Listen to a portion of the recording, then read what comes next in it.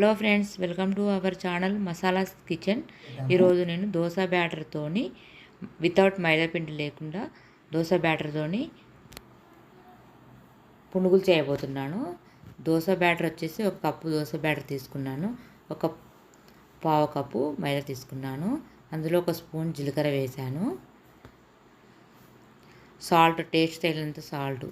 Without మైదా అన్నారు కదా, మైదా కలిపారని అనుకుంటారేమో, కొంచెం లైట్గా కలిపాను. అంటే ఫ్లఫీ మంచిగా రావడానికి కోసం ఇలా మంచిగా కలుపుకోవాలి. బాగా ఫ్లఫీగా రావాలంటే, మంచిగా రావాలంటే ఇట్లా మంచిగా కలిపితే, ఎంత మంచిగా కలిపితే అంత మంచిగా పునుగులు వస్తాయన్నమాట. స్టవ్ ఆన్ చేసి బాండి పెట్టి ఆయిల్ వేసాను. ఆయిల్ హీట్ అయిన తర్వాత బోండాలు వేసేసుకున్నాను. బోండాలు గోల్డెన్ బ్రౌన్ కలర్ వచ్చినప్పుడు తీసేయాలి. ఎంతో ఇలా అన్నీ వేసేసుకున్న తర్వాత ఒక ప్లేట్లోకి సర్వ్ చేసుకున్నాను. ఎంతో టేస్టీ దోశ బ్యాటర్ పునుగులు రెడీ. ఈ వీడియో మీకు నచ్చినట్లయితే సబ్స్క్రైబ్ చేయండి, లైక్ చేయండి, షేర్ చేయండి, కామెంట్ చేయండి. Thanks for watching friends. Bye. Next వీడియోలో కలుద్దాం.